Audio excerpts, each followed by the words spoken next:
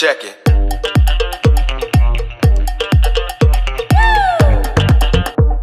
Bonjour et bienvenue dans AFIP Podcast, le podcast qui prépare votre avenir. Je m'appelle Annelle Carry, je suis chargée de communication et je suis ravie de vous accueillir dans le studio AFIP. Aujourd'hui, nous allons aborder un sujet qui touche tout le monde, la confiance en soi. Mais avec un angle un peu différent, celui de la communication interpersonnelle. Parce qu'au fond, est-ce que le vrai problème, c'est vraiment le manque de confiance ? Ou plutôt la manière dont on communique avec les autres ?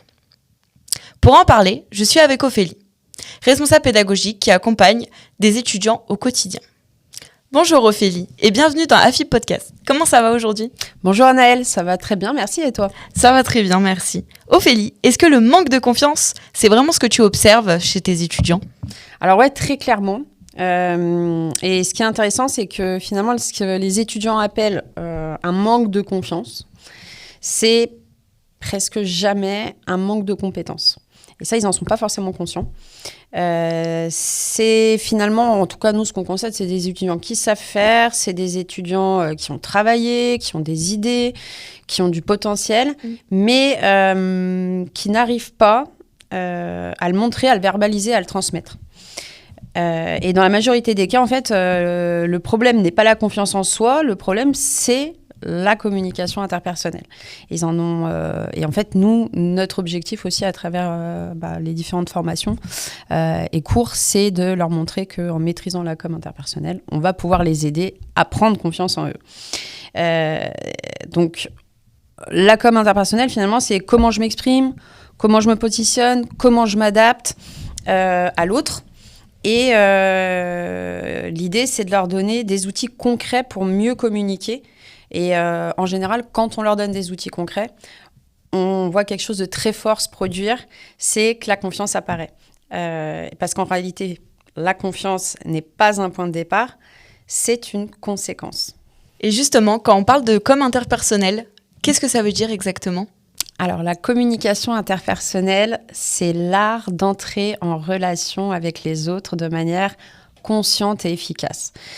C'est pas finalement seulement parler. C'est comprendre, s'adapter, interagir, créer du lien, influencer de manière positive et transmettre clairement un message. Et en fait, ça repose sur 3 dimensions fondamentales. La première, c'est le verbal. Finalement, ce que je dis, les mots que j'utilise.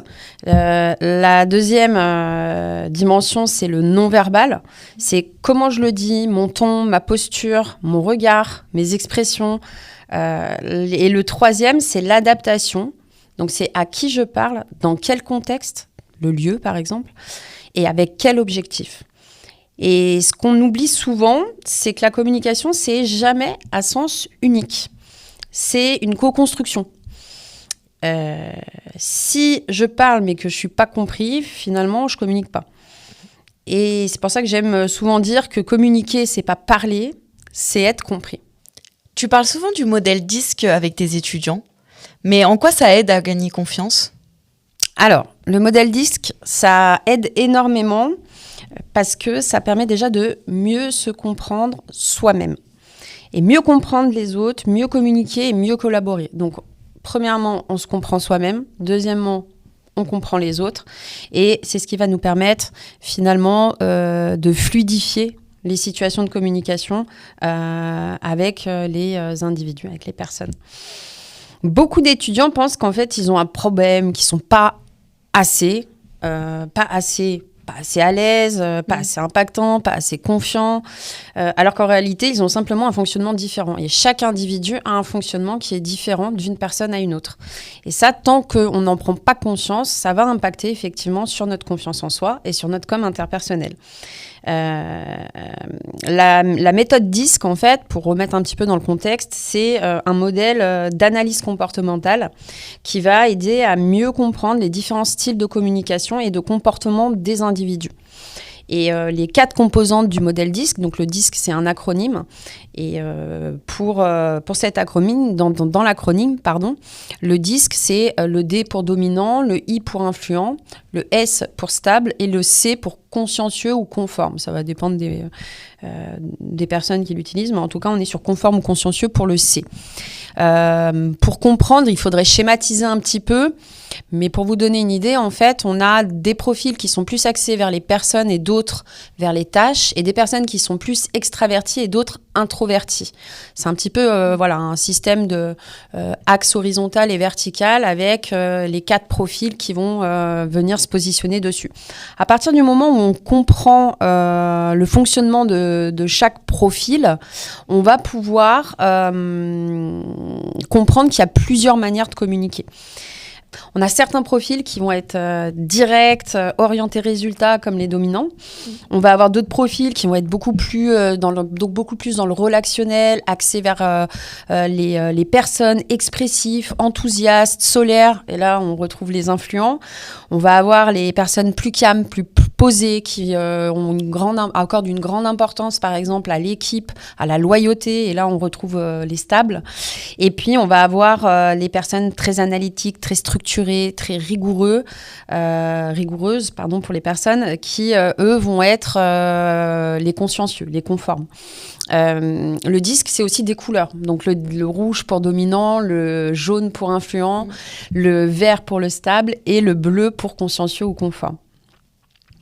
Et le manque de confiance, il vient souvent justement du fait qu'on essaie d'être quelqu'un tout simplement qu'on n'est pas. Par exemple, un profil qui est très analytique, il va douter parce que il veut être parfait. Un profil qui est très expressif, il va parler beaucoup, mais potentiellement, il risque de perdre en clarté. Et quand, en fait, tu comprends ça, tu vas avoir, entre guillemets, un vrai soulagement. C'est-à-dire que tu vas commencer à comprendre comment tu fonctionnes et que c'est OK avec ça. Et tu te dis, OK, finalement, je ne suis pas mauvais. J'ai juste un mode de fonctionnement. Et ce mode de fonctionnement, en fait, ce n'est pas le même que mon collègue de travail, mon camarade de classe, que ma meilleure amie ou mon meilleur ami. Et qu'il y a des choses qui effectivement, vont être différentes d'une personne à une autre. Alors, au-delà de ça, il y a évidemment plein d'autres choses qui impactent. Il y a l'éducation, les normes, les valeurs, la culture, les expériences personnelles, professionnelles, les événements qu'on a pu vivre qui vont impacter aussi dans la manière de réagir et d'interpréter. Par contre, le disque, il est quand même ultra intéressant pour mieux se connaître et mieux comprendre les autres et leur mode de fonctionnement. Et cet outil-là, je l'utilise beaucoup dans la gestion de groupe, gestion de projet, travail de groupe. Parce que très souvent, on sent des tensions, voire des conflits qui arrivent, parce que justement, ils ne se comprennent pas les uns les autres et ils ne savent pas eux-mêmes comment ils fonctionnent. Et c'est à partir de là, finalement, qu'on peut s'adapter. Et c'est là que la confiance commence à se construire. C'est super intéressant ce que vous avez dit juste avant sur tout ce qui est dominant, influent, etc. Parce que franchement, pour les étudiants en entretien même, ils se demandent forcément qu'est-ce qu'ils sont et comment faire l'entretien, etc. Donc c'est pourquoi certains étudiants sont très à l'aise en classe, mais bloquent complètement pendant leur entretien, quoi. Exactement. Ça, c'est effectivement quelque chose qu'on remarque. Alors, ça m'est même arrivé d'avoir des étudiants qui participent énormément aux cours, qui sont très bons sur des oraux blancs et qui vont perdre tous leurs moyens en oral. D'épreuves. J'ai même eu des étudiants qui, ils se reconnaîtront s'ils écoutent le podcast, des étudiants qui faisaient des malaises avant les oraux. Donc, c'est un travail, c'est un travail de longue haleine, mais c'est un travail. Et c'est en s'entraînant, c'est comme un sportif en fait. Si on ne s'entraîne pas, effectivement, on peut perdre ses moyens et c'est en s'entraînant qu'on va réussir petit à petit en fait, à maîtriser. Et donc, maîtriser le contexte, c'est finalement c'est ça qui fait que ça les bloque en entretien, ça peut les bloquer pendant des oraux, pendant des examens, parce qu'ils ne maîtrisent pas le contexte. Alors le contexte, c'est quoi? Pour remettre un petit peu dans le cadre, on a plusieurs types de contexte, mais ça peut être le lieu, ça peut être la personne en face, ça peut être la temporalité. Finalement, ils arrivent dans une situation qu'ils vont subir. Et le fait de subir, c'est parce que tout simplement, ils ne se sont pas ni projetés, ils ne se sont pas préparés, ils ne se sont pas entraînés. Et du coup, ils perdent leur repère. Et le fait de perdre leur repère, c'est ce qui va leur faire subir la situation. Alors qu'on se rend compte que les étudiants qui réussissent, c'est des étudiants qui sont pas forcément les plus brillants, qui ont les meilleures notes, mais c'est les étudiants qui ont su anticiper. C'est ceux qui anticipent. Et on se rend compte que, par exemple, ils se sont renseignés sur l'entreprise, ils ont préparé leur entretien, ils ont préparé des potentielles questions et des réponses à donner, ils se sont entraînés à voix haute. Et ça change tout. Mais vraiment, ça change tout. On s'en rend compte, c'est pour ça d'ailleurs qu'on fait pas mal d'oraux blancs. Pour justement les entraîner, leur faire ancrer une habitude, parce que le cerveau, ça reste un muscle, et un muscle, comme tout autre muscle, il faut l'entraîner. Et donc, la préparation, ça réduit l'incertitude. Et quand l'incertitude, elle diminue, encore une fois, la confiance augmente. Et les maîtres mots, c'est vraiment anticiper, visualiser et répéter. Et la préparation transforme le stress en énergie. Et par exemple, sur un entretien, voilà, petit tips comme ça, je conseille aux étudiants de toujours préparer 3 qualités. Et attention, qualité ou défaut, on sort toujours le défaut de « je suis perfectionniste ». Non, on évite ça, mais 3 qualités, 3 réelles qualités et 3 vraies qualités qu'on a, 3 expériences et 3 questions à poser. En préparant également, en anticipant les potentielles questions que le recruteur pourrait poser. Voilà, ça, c'est des petites choses. Donc, encore une fois, on est sur la préparation, l'anticipation et la visualisation. Ça me parle beaucoup ce que tu dis, parce que c'est vrai que même moi, d'expérience, etc., j'ai beaucoup vécu ça. Et c'est pourquoi on parle beaucoup de contenu. Mais le non-verbal, ça pèse vraiment autant que ça dans la vie, quoi. Alors, le non-verbal, est-ce que ça pèse vraiment autant que ça? Évidemment, bien sûr que ça compte. La première impression qu'on va avoir d'une personne, c'est son non-verbal. C'est sa posture, c'est sa tenue vestimentaire, c'est sa manière de regarder, c'est sa manière de se tenir. Et c'est ça qui fait toute la différence. Avant même que tu parles, ton corps, il envoie déjà un message. Ta posture, comme je disais, ton regard, ta respiration, ton rythme, tout est interprété. Et en fait, on ne se rend pas compte, mais on le décode de manière inconsciente. Ce fameux je sais pas, je le sens pas, ou elle a l'air sympa, alors qu'on n'a même pas encore commencé à parler avec la personne, ça vient du non-verbal. Et très souvent, les étudiants, ce qui se passe, c'est qu'ils parlent trop vite. Ils baissent les yeux, ils ferment leur posture. Alors, j'allais dire quelque chose peut-être un petit peu vieux. Ils courbent les chines. Bon, en fait, ils baissent les épaules, ils se recroquevillent, et sans s'en rendre compte. Et en fait, finalement, ils envoient un message de doute. Et ça vient impacter sur ce qu'on fait rayonner en termes de confiance en soi. Le fait déjà de se tenir droit, d'être confiant dans sa posture, ça va apporter de la confiance en soi. Et c'est des choses qui sont finalement très simples à ajuster. On ralentit, on respire, on regarde son interlocuteur, on ouvre sa posture. Et il y a quelque chose de très puissant à comprendre, c'est que le corps influence le mental. Et à partir du moment où on comprend ça, si tu adoptes, comme je disais, une posture de confiance, ton cerveau va s'aligner. Et c'est pour ça que je dis souvent, fais comme si tu étais confiant et ton cerveau finira par y croire. On dit que tout à l'heure, je disais, le cerveau, c'est un muscle et comme n'importe quel muscle, comme n'importe quelle, on va dire, partie du corps, il faut l'entraîner. Je ne sais pas si tu savais, mais pour ancrer une habitude, il faut à peu près la répéter 30 fois. Ah ouais, voilà. Quand même. Donc, je veux ancrer le fait que je vais à la salle. Vas-y 30 fois. OK, tous les jours, à la rigueur, tu y vas pendant 30 jours. Et tu verras que tu commenceras à ancrer l'habitude. Donc, le fait, par exemple, tous les matins, de se dire « j'ai confiance en moi », et de répéter ça chaque jour, ça va commencer à matrixer ton cerveau et à apporter de la confiance en toi. Pour la partie examen oral, petit tips, quand on stresse, on a tendance à accélérer en fait le débit de parole, à perdre du souffle. Ce qu'on peut faire, c'est marquer une pause, marquer un temps de silence. Le silence fait partie de la communication. Et cette pause avant de répondre, c'est ce qui va donner du temps et qui va renforcer l'impact et redonner confiance. Parce que ça va permettre de se poser, réguler sa respiration et de pouvoir repartir beaucoup plus posé.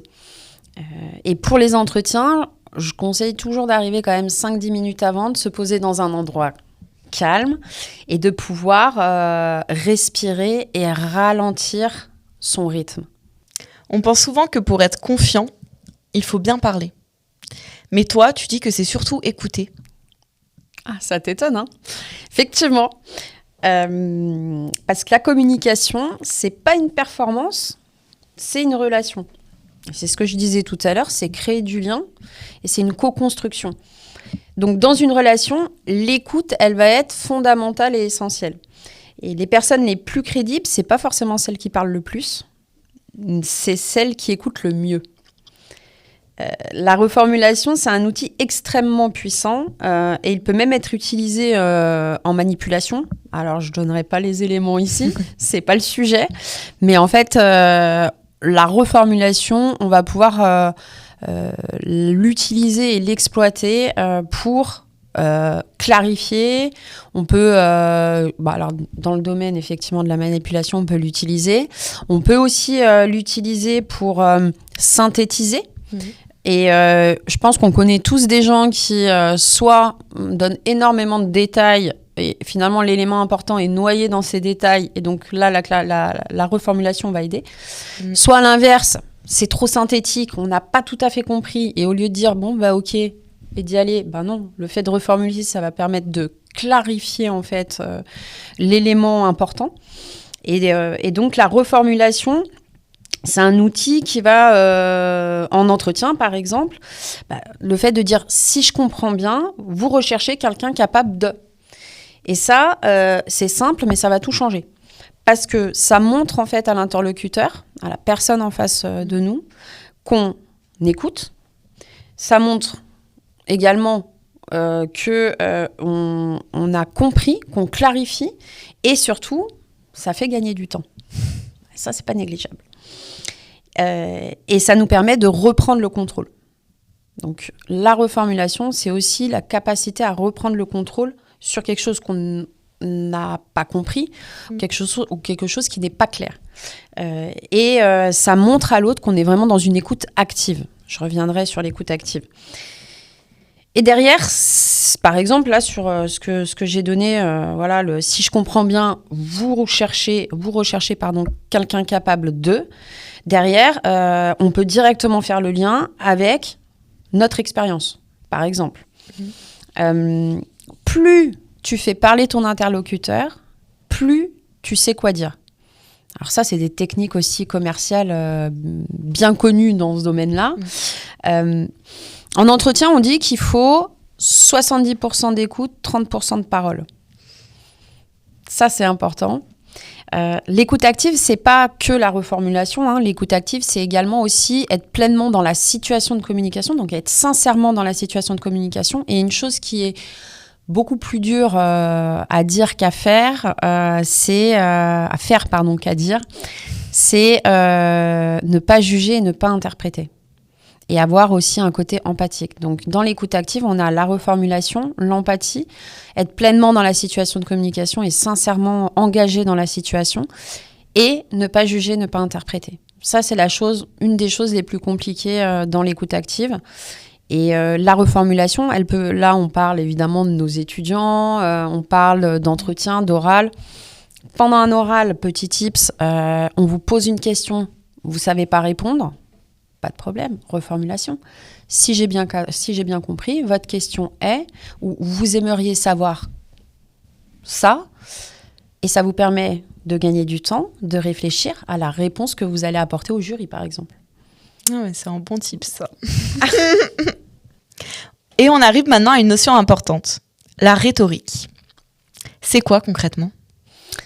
Ah, la rhétorique. La rhétorique, c'est l'art de bien parler. La rhétorique, c'est surtout l'art de convaincre. Et j'adore, évidemment, puisque c'est très ancien. Hein, ça date des philosophes à l'époque de la Grèce antique et des philosophes comme Aristote, et notamment le triangle rhétorique d'Aristote. On va le voir juste après. Donc, c'est pas forcément parler beaucoup, ni parler compliqué. La rhétorique, c'est structurer son discours pour être compris et impactant. Et une des bases, notamment les plus puissantes de la rhétorique, c'est le triangle rhétorique d'Aristote. Et en fait, il repose sur 3 piliers, l'éthos, le pathos et le logos. L'éthos, c'est la crédibilité, c'est est-ce que je suis légitime, est-ce que on peut me faire confiance. Le pathos, c'est l'émotion. Est-ce que je crée de l'engagement, est-ce que je crée de l'intérêt, est-ce que je crée du lien, est-ce que entre guillemets, je me fais aimer. Et puis, le logos, c'est la logique. Est-ce que mon discours, il est clair, il est structuré et il est compréhensible. Et un bon discours, c'est justement cet équilibre des 3. Si t'es logique mais froid, tu marques pas. T'es pas impactant, les gens, en fait, finalement, ne retiennent pas qui tu es. Si tu es émotionnel mais flou, tu perds ton interlocuteur. Mais si t'es crédible, clair et incarné, là, tu convaincs. Et c'est tout l'intérêt du triangle rhétorique, c'est finalement plaire, charmer, informer, instruire, informer. Et, tu sais le dernier ou pas ? Plaire, charmer, instruire, informer. Et maman, bonne question, tu vas nous dire. Donc, plaire, charmer, instruire, informer et émouvoir. L'émotion. Ok. L'émotion, c'est vraiment ce qu'on retrouve par exemple en storytelling. Donc, pourquoi il y a des histoires qui nous touchent autant, comme on l'a vu par exemple avec le mal-aimé, le loup d'Intermarché. Ouais, c'est vrai. Parce qu'il y a de l'émotion, parce que à travers l'histoire on informe, et parce qu'en fait tout est construit pour qu'on adhère, que ça nous plaise, que ça nous charme et que ça nous procure de l'émotion. Donc, un exemple concret, si je suis quelqu'un d'organisé, ce que je peux dire, par exemple, en entretien, c'est, voilà, moi, je suis quelqu'un qui est organisé, j'ai géré un projet avec une équipe, ça m'a vraiment plu, parce que j'aime coordonner les gens, j'aime le lien avec les gens. Et là, je viens chercher, en fait, les 3 éléments. Alors évidemment, ça c'est pareil, ça se prépare, ça s'anticipe. On peut travailler et s'aider d'ailleurs, par exemple, de l'IA pour travailler notre rhétorique. Quand je dis ça, en fait, je suis crédible, je suis structurée, je suis incarnée et forcément, je convainc. Et on n'a pas besoin finalement d'être parfait. L'idée, c'est d'être clair, construit, précis, impactant, pertinent. Donc, en général, par exemple, pendant un examen oral, ce qu'on peut faire, c'est toujours structurer ses réponses en partant du même principe. Idée, exemple, impact. On relie toujours en entretien, par exemple, son expérience aux besoins de l'entreprise. Justement, ce que j'ai pu développer lors de ce projet-là, c'est en lien avec ce que vous m'avez dit tout à l'heure et votre recherche de tel profil pour telle mission. Et ça, c'est finalement la force de la rhétorique, c'est ça. Et si ça est exploité et utilisé depuis des décennies et des centaines même d'années, c'est pas pour rien.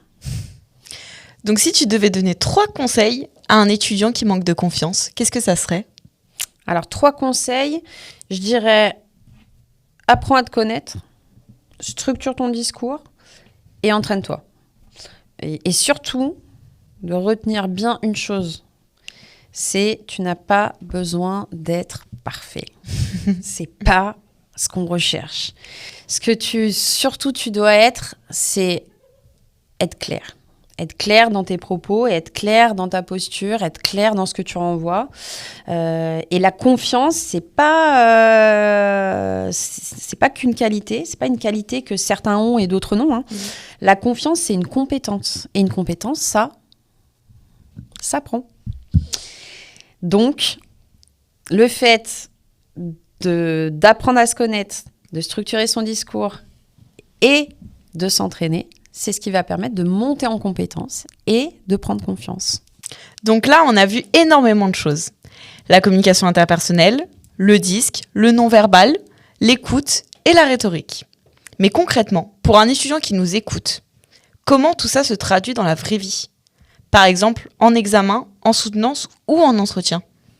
Alors, c'est une très bonne question. Effectivement, je vais donner quelques tout petits éléments pendant les minutes, les dizaines de minutes précédentes. Et justement, c'est là que ça prend tout son sens. Alors, ça prend tout son sens, pourquoi ? Parce qu'en fait, évidemment, nos étudiants, ce qu'ils veulent, c'est du concret, c'est du pratico-pratique. Et tout ce qu'on vient de voir, c'est pas des concepts théoriques, en fait. Hein. C'est des outils très concrets, directement applicables. Et ce qu'il faut comprendre, en fait, pendant un oral et un entretien, c'est que c'est pas un exercice académique. Et là, c'est une situation de communication. Et une situation de communication, comme on l'a vu à travers les différents éléments dont on a parlé au préalable, la posture, la maîtrise du contexte, les profils disques, l'écoute active, la rhétorique, tout ça, c'est des éléments que nos étudiants vont pouvoir exploiter. Et finalement, tu viens pas réciter ce que là, on a dit, tu viens transmettre. Tu viens pas prouver que tu sais, tu viens montrer que tu as compris. Et ça, tu le fais comment ? Dans l'oral, hein, je répète parce que c'était peut-être pas clair, un oral, c'est pas tu récites quelque chose. Un oral, c'est tu viens transmettre quelque chose. Tu viens créer de l'émotion, tu viens créer du contact, du lien. Tu viens pas prouver que tu sais une notion, tu viens montrer que tu as compris la notion. Et en exploitant et en utilisant tout ce qu'on a vu, ça va te permettre de le faire. Et un bon oral, c'est pas une récitation. Un bon oral, c'est une démonstration. Et la démonstration, un peu comme un avocat dans une qui fait une plaidoirie, on va démontrer à travers des exemples, on va démontrer à travers une parole d'autorité, on va démontrer à travers une émotion. Voilà, on va chercher du pathos, on va chercher du logos, on va chercher vraiment les différents éléments de la rhétorique qui vont nous permettre de convaincre notre auditoire, qui est là, entre autres, le jury. Et ou le recruteur, puisque nos étudiants sont parfois en passage d'examen et sont en recherche d'alternance pour leur 3e ou leur master 4e, 5e année. Donc là, on va enchaîner sur un premier cas pratique, donc pendant un oral ou une soutenance. Donc concrètement, le jour d'un oral, qu'est-ce qui fait la différence ? Alors, il y a 3 éléments clés qui vont faire la différence. La clarté du discours, ça c'est le premier élément. Un étudiant confiant, ce n'est pas celui qui dit tout.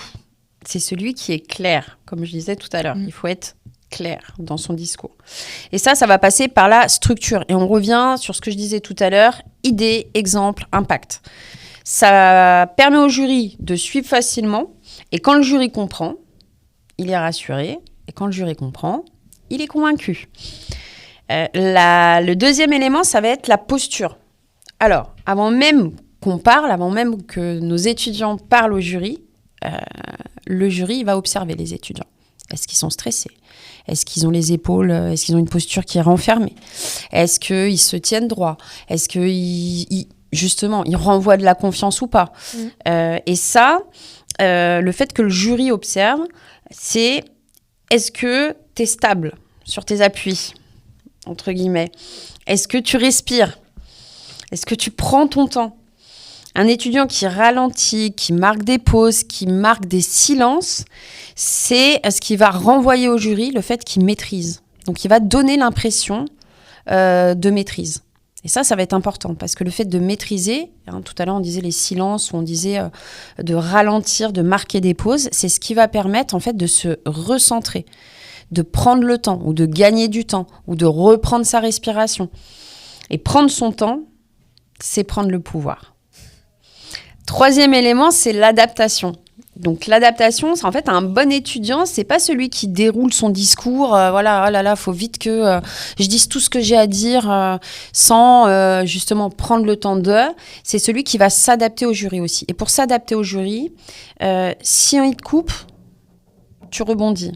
S'il te questionne, tu reformules. S'ils réagissent, tu ajustes. Et le réagissent, attention, c'est pas forcément verbalement. Ils peuvent réagir avec le non-verbal. Vous allez voir un froncement de sourcils, un tic, quoi que ce soit.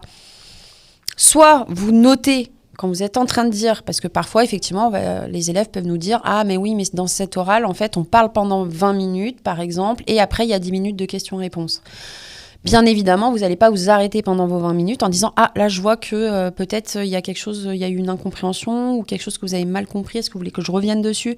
Non, par contre, ce que vous pouvez faire, c'est noter à tel moment, quand vous avez dit telle chose, vous avez une feuille à côté, il y a eu un froncement de sourcils, il y a eu un tic, il y a eu un... Voilà. Ça, en général, ça stresse beaucoup les étudiants. Ouais. Alors, oui, il y a des jurys, effectivement, qui font exprès pour déstabiliser, pour voir s'il y a la maîtrise, justement. Et puis parfois, c'est vraiment parce que c'est une réaction en fait inconsciente, non verbale, de ce que l'élève est en train de dire. Un exemple concret, un jury qui pose une question complexe, mauvaise réaction de l'élève, répond directement en panique ou dire je sais pas. La bonne réaction, on peut exploiter la reformulation. Si je comprends bien, vous me demandez de... Ça fait gagner du temps, ça permet de structurer sa réponse dans sa tête et du coup d'y aller. On peut aussi attendre une réponse du jury. Voilà, un échange. Je rappelle que c'est une co-construction, une situation de communication. Donc, si je comprends bien, vous me demandez de analyser tel ou tel élément ou de pousser ma réflexion sur... Vous attendez que le jury vous réponde. Parfois même, il va mettre un petit peu une réponse. Ça ne va pas être un oui ou un non, mais quelque chose. Et là, on peut peut-être aussi exploiter de la question ouverte et pas de la question fermée pour avoir une réponse un peu plus longue. Et nos étudiants, du coup, ça leur permet de se recentrer, de réfléchir, de gagner du temps et de bien préparer leur réponse au lieu d'être complètement coupé, exactement, et stressé et de paniquer. Donc, on gagne du temps, on montre qu'on écoute et on reprend le contrôle. Et le fait de faire ces 3 éléments, ça accentue la confiance en soi. Ça fait forcément prendre de la confiance et rendre en fait l'échange beaucoup plus fluide. Donc à l'oral, on n'est pas évalué. Et là, je vais parler aux étudiants directement. Tu n'es pas évalué sur ce que tu sais, mais sur ce que tu transmets. C'est hyper important de comprendre ça. Ok ? C'est comment tu le transmets et est-ce que tu as la maîtrise de ton oral. Et en entretien, du coup, qu'est-ce qui change ? Alors, en entretien, qu'est-ce qui change ? Le fait de exploiter, en tout cas de comprendre la com interpersonnelle et d'avoir confiance en soi. Mais en entretien, l'objectif, c'est pas de réciter, c'est pareil. Hein. L'objectif, c'est créer une connexion. Créer une connexion avec le recruteur. C'est évidemment convaincre que le profil correspond à ce que recherche l'entreprise. Et là, la communication interpersonnelle, elle devient encore plus stratégique. Tout à l'heure, je parlais de manipulation. La reformulation, dans ce cadre d'entretien, on peut l'utiliser, l'exploiter pour un petit peu manipuler. De manière positive, la manipulation, c'est pas forcément... négatif. Voilà, exactement. Ça n'a pas forcément une connotation négative. Donc, pourquoi ça devient plus stratégique ? Parce que la première chose, c'est ce qu'on va mettre en avant, c'est comprendre avant de répondre. Le comprendre avant de répondre, il y a beaucoup de candidats, comme un petit peu tout à l'heure sur des questions de jury, qui veulent répondre vite. vite à la question qu'on leur pose. Mais les meilleurs en entretien, c'est ceux qui prennent le temps de comprendre avant de répondre. Ça veut dire qu'ils écoutent, ils reformulent, ils analysent et c'est ensuite seulement qu'ils répondent. Et c'est là où on a les meilleures réponses et les réponses les plus convaincantes pour le recruteur. Exemple, si je comprends bien, vous cherchez quelqu'un capable de gérer plusieurs projets en parallèle et on peut enchaîner sur c'est justement ce que j'ai développé lors de mes dernières missions dans telle entreprise ou sur tel projet à l'école. Et là, en fait, on fait le lien entre le besoin et ta valeur. Donc, on a le besoin de l'entreprise, on a la valeur de l'étudiant et le fait d'écouter, de reformuler, d'analyser et ensuite de répondre, c'est ce qui va permettre de faire le lien entre les deux. Et du coup, on pourrait dire qu'un bon candidat, il ne parle pas de lui, il parle en utilisant et en exploitant le lien avec l'autre. D'où aussi, important, les 30% d'écoute, 30% de parole, 70% d'écoute. Parce que c'est en écoutant qu'on va pouvoir détecter les besoins, les motivations, les freins de la personne qu'on a en face de nous. Et potentiellement détecter ce fameux profil disque. Est-ce que c'est un dominant ? Est-ce que c'est un influent ? Est-ce que c'est instable ? Est-ce que c'est un consciencieux ? Et on ne s'adressera pas de la même manière en fonction des profils. On avait ces premiers éléments que je disais et le fait qu'un bon candidat ne parle pas de lui, il parle en lien avec l'autre. Le deuxième élément, c'est se rendre crédible. Et là, on revient sur la rhétorique avec l'éthos. Le recruteur, en fait, finalement, il ne te connaît pas. Il ne sait pas qui tu es, hormis le CV, potentiellement portfolio, l'échange téléphonique rapidement qu'il a eu avec toi ou par mail, il ne te connaît absolument pas. Donc, ça veut dire qu'il faut que tu lui donnes des preuves. Des preuves d'expérience, des preuves d'exemples concrets et des preuves de situations vécues. Et à partir de là, c'est ce qui va permettre de, justement, déjà, dans un premier temps, lui apporter la partie ethos de la rhétorique. Ensuite, on va, troisième élément, créer l'impact. Créer l'impact, c'est allier le pathos et le logos. Le pathos, je rappelle, c'est émouvoir, c'est créer de l'émotion, créer du lien. Et le logos, c'est être clair, clarifier à travers des exemples, etc. Mais apporter des éléments clairs, impactants et pertinents. Donc, soit clair, c'est le logos, et soit incarné, et va chercher l'émotion, c'est le pathos. Donc, raconte, illustre, fais vivre ton discours, ça va avoir un impact fort auprès du recruteur. Il faut vraiment que tu crées un lien et que tu exploites, que nos étudiants exploitent en entretien les 3 piliers de la rhétorique, parce que c'est ça qui va finalement avoir un impact concret auprès du recruteur. Et finalement, c'est pas ton CV qui convainc, même si dans un premier temps, c'est ce qui va permettre d'avoir un entretien. Mais ce qui va vraiment convaincre, c'est la manière dont tu le racontes. C'est ça l'impact. Donc finalement, oral et entretien, c'est la même logique. Eh bien oui, exactement, Anaëlle. Effectivement, c'est la même logique. Dans les 2 cas, tu mobilises les mêmes compétences. On parlait, puisque le thème principal là, de ce podcast, c'est la com interpersonnelle et la confiance en soi.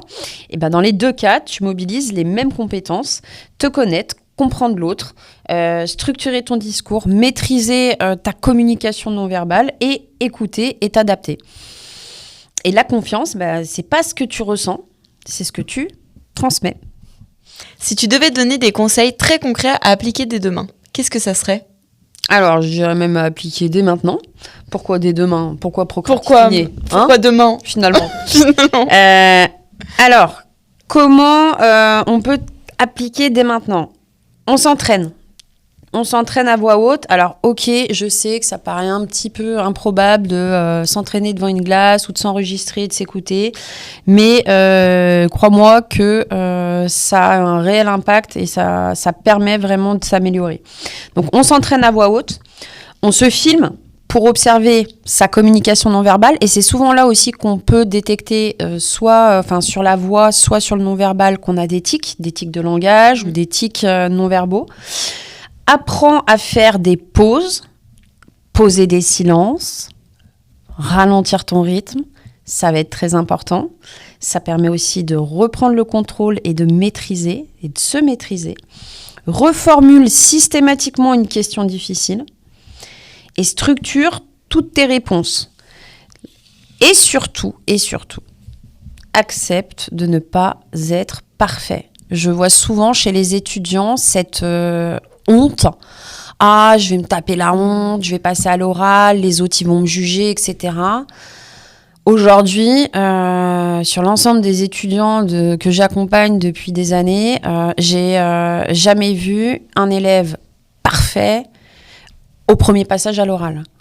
Par contre, ce que j'ai pu constater, c'est que les élèves qui mettaient en application ce que je viens de dire, c'est des élèves qui ont eu des progressions et parfois même fulgurantes. On est passé parfois à des élèves qui rougissaient, qui bégayaient, qui arrivaient à peine à parler à l'oral et 3, 4 ans, 5 ans après, qui faisaient des oraux, mais magistraux, impactants, pertinents, convaincants, parce qu'ils appliquaient en fait les conseils tout simplement. Donc, accepter, ne pas être parfait et comprendre que la communication interpersonnelle et la confiance en soi, c'est quelque chose qui s'apprend parce que c'est une compétence et c'est pas inné. À partir de là, déjà, on part sur des bonnes bases.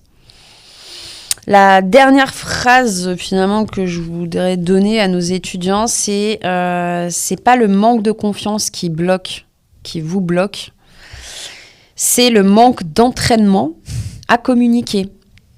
Pourquoi on s'entraîne de manière intense quand on va vouloir faire un marathon, qu'on va vouloir aller courir, qu'on va avoir un match de foot, peu importe, on s'entraîne.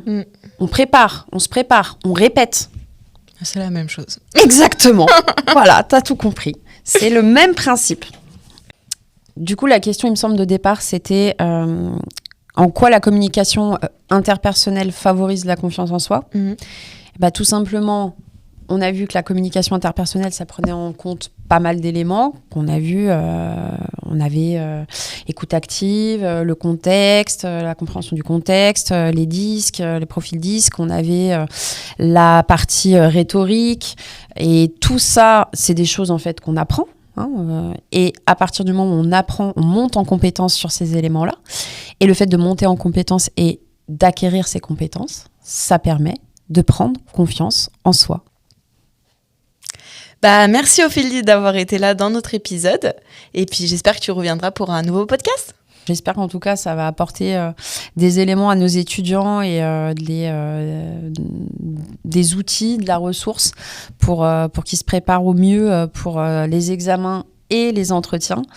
Et d'ailleurs, je leur ai prévu une petite surprise, donc qui reste bien à l'affût sur les réseaux sociaux, puisque très vite, on pourra télécharger outils, ressources, e-book, on ne sait pas. Mais en tout cas, qui reste bien à l'affût, puisque la surprise arrive très vite. C'était AFIP Podcast. Merci d'avoir écouté cet épisode et à très vite. Check it.